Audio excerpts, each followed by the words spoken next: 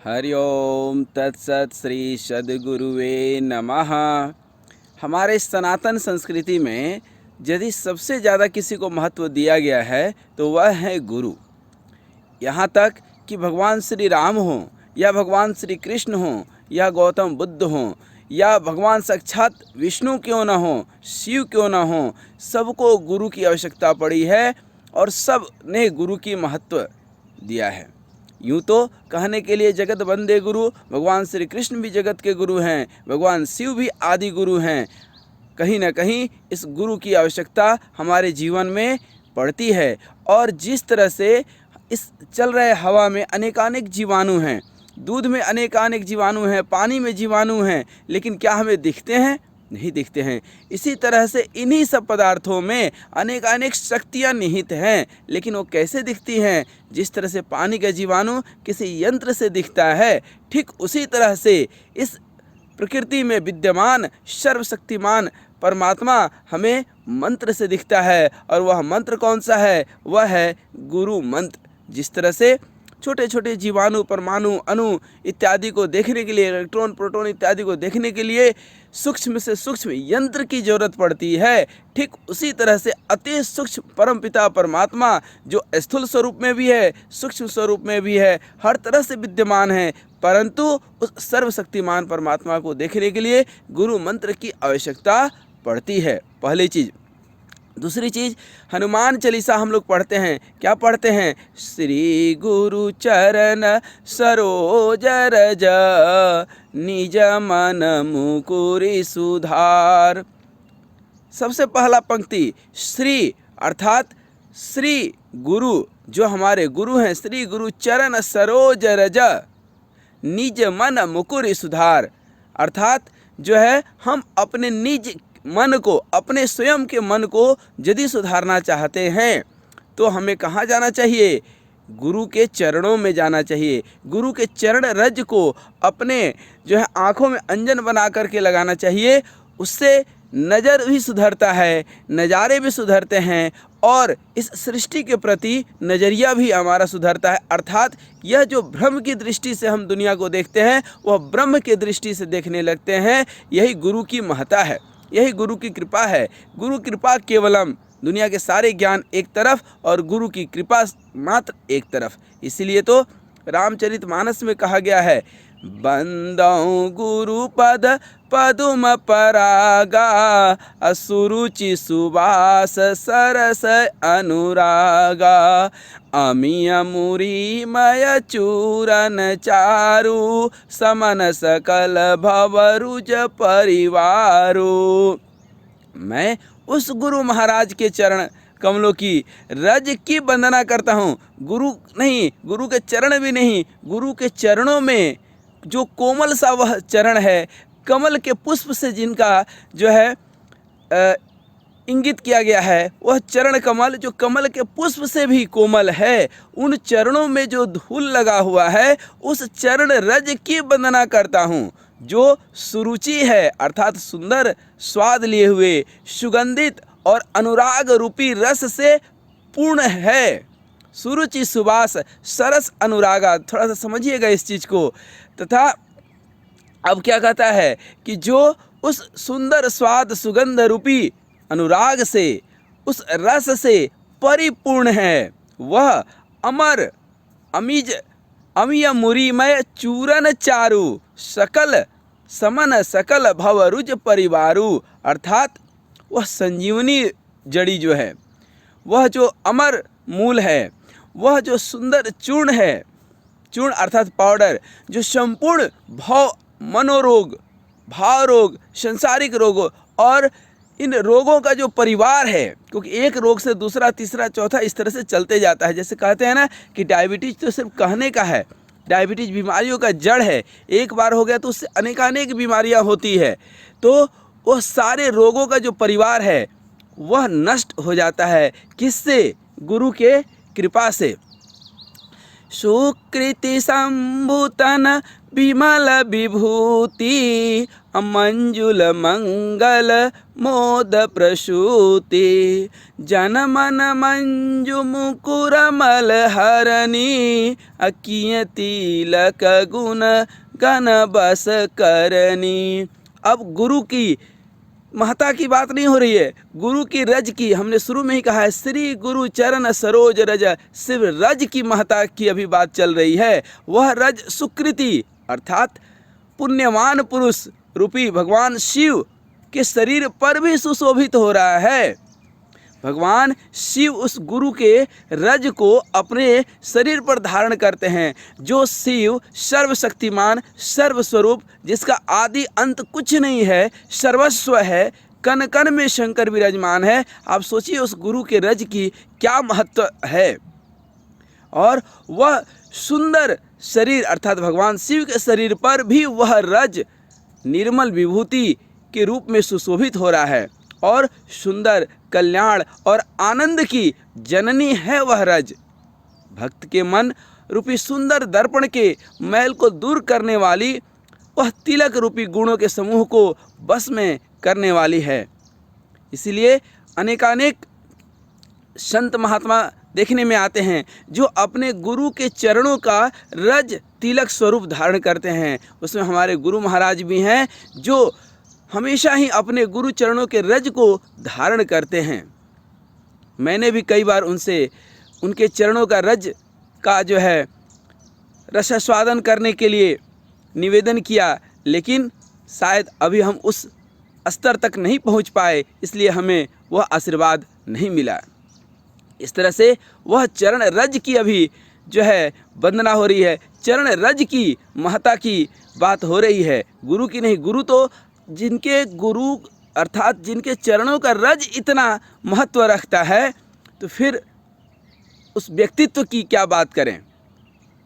भगवान श्री राम के परम भक्त तुलसीदास जी फिर लिखते हैं, श्री गुर पद नख मनि गण ज्योति असुमिरत दिव्य दृष्टि होती दलन मोहतम सो सुप्रकाशु अब बड़े भाग उर आवई जासु।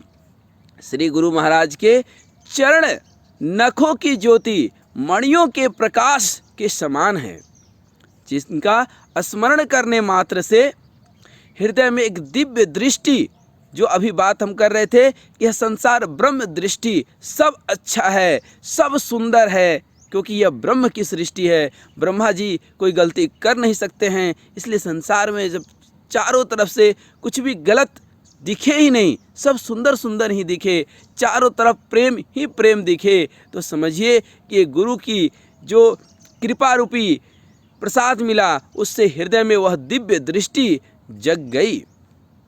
वह प्रकाश अज्ञान रूपी अंधकार को तुरंत ही सत्यानाश कर देती है और आत्मज्ञान से परिपूर्ण कर देती है। और वह मनुष्य, वह व्यक्ति बड़ा ही भाग्यवान है जिनको अपने गुरु के चरण का रज प्राप्त हो जाता है।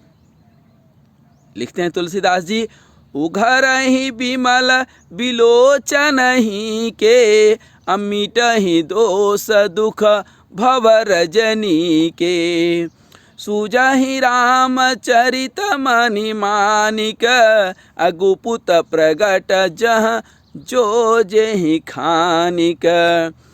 जिसके हृदय में अर्थात किसके हृदय में, जो गुरु के चरण के रज की वंदना करता है, जब गुरु की कृपा होती है तो उसके हृदय के निर्मल नेत्र खुल जाते हैं। निर्मल नेत्र क्या है? वही शंकर भगवान का तीसरा नेत्र या हृदय रूपी नेत्र की बात हो रही है, अर्थात उसमें भाव, उसमें दया, क्रोध करुणा में जो है बदल चुका होता है, वासना उपासना में बदल चुका होता है, भोजन भजन में बदल चुका होता है, साधन साधना में बदल चुका होता है। यह हृदय का भाव होता है। कब? जब हम गुरु के चरणों की रज की प्राप्ति कर लेते हैं, रज की वंदना करते हैं। अभी गुरु की वंदना नहीं कर रहे हैं, गुरु के चरणों की रज की वंदना। मैं बार बार इस बात को दोहरा रहा हूँ। और गुरु के चरणों की जो रज की वंदना करता है वह इस संसार रूपी अज्ञान रूपी रात्रि के दोष दुख से मिट जाता है। और गोस्वामी तुलसीदास जी के भगवान श्री राम की कृपा अर्थात मणि और माणिक्य गुप्त रूप से प्रकट हो जाती है। जिस खान में मणि माणिक सोने हीरे सब कुछ हों वह भी जो है नगण्य हो जाते हैं। उस राम रस में जो सुख मिलता है वह सुख दुनिया के किसी और चीज़ों में नहीं मिलता है। आगे गोस्वामी तुलसीदास जी लिखते हैं, अंतिम 2-3 और सुन लीजिए। जथा सुवंजन अंजिदृग साधक सेद सुजान, कौतुक देखत शैल बन भूतल भूरि निधान। जैसे सिद्धजन सफल संत कौन है? जिनका रोम रोम प्रेम से अनंत हो गया, भाव के भजन से भर गया, भगवान के भजन से उनके हृदय में रस समा गया। ये हैं संत। ये बाजारू संत नहीं, ये अनेकानेक कथावाचक नहीं, जो अपना आश्रम बनाने के लिए, जो अपना धन संपत्ति इकट्ठा करने के लिए, अपने भक्तों की लाइन लगाने के लिए, अपने फॉलोअर्स सोशल मीडिया में बढ़ाने के लिए, जो धर्म प्रचार को अपना प्रचार के लिए, अपने प्रचार के लिए धर्म का उपयोग करते हैं। 2 तरह के संत हैं आज समाज में। एक वो संत हैं जिन्होंने अपने जीवन का समर्पण कर दिया है धर्म के प्रचार प्रसार के लिए, भगवान के भजन के लिए, और एक वो हैं जो भगवान को ही माध्यम बना लिए हैं खुद के प्रचार और प्रसार के लिए। तो यह बात हो रही है किनके लिए? जो सिद्ध जन हैं, जो सचमुच संत हैं, जो सचमुच साधक हैं, जिन्होंने भगवान को अनुभव किया है, जिन्होंने सनातन संस्कृति के प्रचार प्रसार के लिए अपने को माध्यम बनाया है, न कि अपने प्रचार प्रसार के लिए इन जो है धर्म का, जो भगवान को ही माध्यम बना लिए हैं अपने प्रचार प्रसार के लिए। ऐसे संत की बात हम नहीं कर रहे हैं, हम उस संत की बात कर रहे हैं जिसकी बात गोस्वामी तुलसीदास जी कह रहे हैं।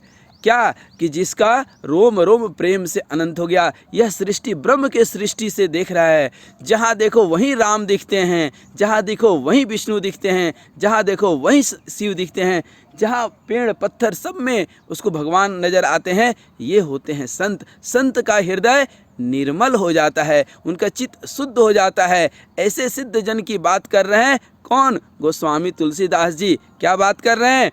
जथा सुवंजन अंजिदृग साधक सिद्ध सुजान, कौतुक देखत शैल बन भूतल भूरि निधान। जैसे सिद्ध जन के नेत्रों में वो अंजन लगाकर सिद्ध और सुजान पर्वतों, वनों और पृथ्वी के अंदर कौतुक से ही बहुत सी खानें दिखने लगती है। जब हम पतंजलि योग दर्शन में पढ़ते हैं ना, जब समाधि प्राप्त व्यक्ति अनुभव समाधि को करता है, असंप्रज्ञात समाधि का अनुभव करता है, निर्बीज समाधि का अनुभव करता है, तो विभूतियाँ अपने आप आती हैं। जो कथाओं में हम लोग सुनते हैं ना कि इंद्र आते हैं, दुनिया भर के सुख देते हैं, लालच देते हैं, तो ये विभूतियाँ हैं जो कहीं ना कहीं जो है हमारे मन को विचलित करने की प्रयास करती है। परंतु जिसको गुरु चरणों का आशीर्वाद है, जिसको गुरु की कृपा मिली हुई है, जो गुरु के चरणों का रज अपने नेत्रों में लगाता है, उसकी दृष्टि भगवान के तरफ से कभी विमुख नहीं होती है। अंतिम सुनिएगा ध्यान से। बंदौ गुरु रज, बंदौ गुरु पद रज, मृदु मंजुल अंजन, अनयन अमीय दृग दोष विभंजन, तेहि करि बिमल बिमेक बिलोचन, बरनौ रामचरित भवमोचन। श्री गुरु महाराज के चरणों की रज कोमल और सुंदर नयनामृत अंजन है। नयनों के लिए अमृत है और ये नयन ही तो है, तो सब कुछ है। इस नयन में जब अंजन लगाते हैं तो ये सृष्टि, दिव्य सृष्टि दिखने लगती है। यह दृष्टि हमारी जब दिव्य दृष्टि हो जाएगी तो यह सृष्टि भी दिव्य हो जाएगी। हर जगह जो है हमें राम दिखेंगे, काम नहीं दिखेगा, साधन नहीं साधना दिखेगा, भोजन नहीं भजन दिखेगा। उपवास का मतलब क्या होता है, व्रत का मतलब क्या होता है? ऐसा नहीं, व्रत का मतलब सिर्फ इतना सा ही है कि जब हमारे जीवन में भजन भोजन से ज़्यादा महत्वपूर्ण हो जाए तो समझिएगा कि वही उपवास है। उपधनवास अर्थात उसके साथ, ऊपर वाले के साथ, परमपिता परमात्मा के साथ, अपने गुरु कृपा के साथ वास करने का नाम ही तो उपवास है। अर्थात ये है गुरु महाराज के चरणों के रज की, कोमल रज की वंदना करने का फल। और उसको जब अंजन बना करके लगाते हैं तब हमारी दृष्टि कैसे बदल जाती है। जो नेत्रों के दोषों का नाश करने वाला है अंजन, उस अंजन से विवेक रूपी नेत्रों को निर्मल करके मैं संसार रूपी बंधन से छुड़ाने वाले श्री रामचरित्र का वर्णन करता हूँ। ये कौन बोल रहे हैं? गोस्वामी तुलसीदास जी। तो ये अंजन लगाने का फल है। अंजन लगाने का फल क्या मिला कि उन्होंने रामचरित मानस लिख दिया। वो भगवान श्री राम को अनुभव कर पाए, वो हमें कुछ दे पाए। आज घर घर में रामचरित मानस पहुंची हुई है और इस संसार में आज के समय में रामचरित मानस अर्थात भगवान श्री राम चरित, जिनसे हम अपना चरित्र निर्माण कर सके, उनके चरित्र को देख करके, उनके आचरण को देख करके, और मानस जो अपने मन को हम सुधार पाएं। क्योंकि रामचरित मानस में 3 श्रेणी है। सबसे पहले अपना मन को शुद्ध करें मानस, फिर अपना चरित्र शुद्ध करें और तब राम का अनुसरण करें। क्योंकि राम, भगवान श्री राम मर्यादा पुरुषोत्तम हैं, उनके जीवन को अनुसरण कर सकते हैं, अनुकरणीय। भगवान श्री कृष्ण का जीवन अनुसरण और अनुकरणीय नहीं है, क्योंकि जो है कालिया नाग पर आप नाच नहीं सकते हैं। अनेकानेक ऐसी लीलाएं भगवान श्री कृष्ण किए हैं जिनका आनंद लेना चाहिए, लेकिन उनकी हर एक लीला को अनुकरण अनुसरण करना संभव नहीं है। परंतु प्रतिकूल व्यवहार में भी, प्रतिकूल परिस्थिति में भी मर्यादा बनी रहे, इसी की नाम सज्जनता है, इसी के नाम मर्यादा है। और यह तो भगवान श्री राम से ही सीखा जा सकता है। और भगवान श्री राम भी गुरु विश्वामित्र से पढ़ने गए थे। उन्होंने गुरु चरणों की वंदना की, गुरु वशिष्ठ के पास गए, अगस्त मुनि के पास गए, बन गए तो बन गए, बन गए। इसी तरह से वन जो आप देख रहे हैं, वन में गए तो बन गए। क्यों बन गए? क्योंकि उन्होंने ऋषि मुनियों का आशीर्वाद लिया, अनेकानेक संत मिले, सज्जन मिले। तो यह आज की थी थोड़ी सी चर्चा हमारी कि गुरु के चरणों में जो रज लगा हुआ है उसका महत्व। भृगु जी ने लात मार दी भगवान विष्णु के जो है छाती पर, फिर भी भगवान विष्णु जी ही क्षमा मांग रहे हैं। ये है गुरु की, ये है संत की महानता, जिसको भगवान भी जो है, भगवान भी समझ ही नहीं रहे हैं, बल्कि हम दुनिया वालों को बता रहे हैं कि गुरु का कैसे सम्मान करना चाहिए। और भगवान यही सिखा रहे हैं, जब मैं गुरु का सम्मान करता हूँ, मैं जब गुरु के चरणों का अंजन अपने सर पर धारण करता हूँ, अपने नयनों में लगाता हूँ, तुम जो है क्या हो? तुम कौन से खेत के मूली हो भी तो मामूली हो। इसलिए भगवान, शास्त्र और संतों से हम कुछ सीख पाएँ, गुरु के चरणों का आशीर्वाद ले पाएँ। ओम श्री सद्गुरुवे नमः, ओम श्री सद्गुरुवे नमः। गुरु की महत्ता सिर्फ इतनी तक नहीं है, गुरु का महत्व तो कोई नहीं बता सकता है। ये तो एक समय जो है, बैठे बैठे समय मिल गया तो थोड़ा सा हमने आपसे चर्चा कर ली। वह व्यक्ति सचमुच बहुत पुण्यवान है, क्योंकि जब तक गुरु की कृपा नहीं होगी, गुरु का सानिध्य नहीं मिलेगा, तब तक प्रभु नहीं मिलेंगे। और जब तक प्रभु की कृपा नहीं होगी, जीवन सफल नहीं होगा। प्रभु की कृपा भयं सब काजू, जन्म हमारा सुफल भा आजू। अर्थात पहले संत तो मिले, गुरु का सानिध्य तो मिले, क्योंकि प्रभु डायरेक्ट तो आएंगे नहीं, साक्षात नहीं आएंगे, गुरु के माध्यम से ही जो है प्रभु मिलते हैं। प्रभु कृपा भयउ सब काजू, जन्म हमार सुफल भाजू। प्रभु की कृपा भी कब होगी और आपका जन्म सफल तब होगा जब प्रभु की कृपा होगी। और प्रभु की कृपा कब होगी? जब गुरु की कृपा होगी, क्योंकि बिना गुरु के कृपा की भगवान भी नहीं मिलते हैं। गुरु गोविंद दो खड़े, काके लागू पाए, गुरु बलिहारी आपने। अर्थात कहने का मतलब क्या है कि गुरु भी गोविंद भी हैं, लेकिन गोविंद तक ले जाने वाला कौन है? ये गुरु ही तो हैं। पूरा पोथी पढ़ लीजिए, जीवन के सारे कर्मकांड सब कुछ कर लीजिए, बहुत अथक प्रयास के बाद भी जो नहीं मिलता है वो महज गुरु की कृपा से मिल जाती है। यही तो जीवन का भाव है। अज्ञान का पर्दा हट जाता है, यही गुरु का भाव है। संसार में वह व्यक्ति सचमुच बहुत ही पुण्यवान है जिनको गुरु मिल जाते हैं, जिनको जो है गुरु की कृपा मिल जाती है, गुरु का सानिध्य मिल जाता है। क्योंकि अनेकानेक बड़े से बड़े साधक हुए जिन्होंने कभी किताब कापी नहीं देखी, लेकिन गुरु के सानिध्य से बहुत चरम शिखर तक वो पहुंच गए। सचमुच वह व्यक्ति विशेष बहुत ही पुण्यात्मा है जिसको सही गुरु मिल गए हैं, जिनको संत का सानिध्य मिल गया है, जिनको अपने गुरु के वचनों में श्रद्धा आ गई है। इसीलिए तो हनुमान जी भी विभीषण जी से मिले और विभीषण जी का जीवन सुधर गया। इस तरह से देखा जाए तो हनुमान जी भी विभीषण जी के गुरु हुए। यदि देखा जाए तो सुग्रीव के लिए भी हनुमान जी गुरु हैं, क्योंकि हनुमान जी ने ही तो राम जी से सुग्रीव को मिलाया। इस तरह से बड़े कृपा से बहुत ही कई जन्मों का पुण्य उदय होता है, तब ऐसे कोई गुरु रूपी संत आकर के मिलते हैं और वो प्रभु से मिला देते हैं।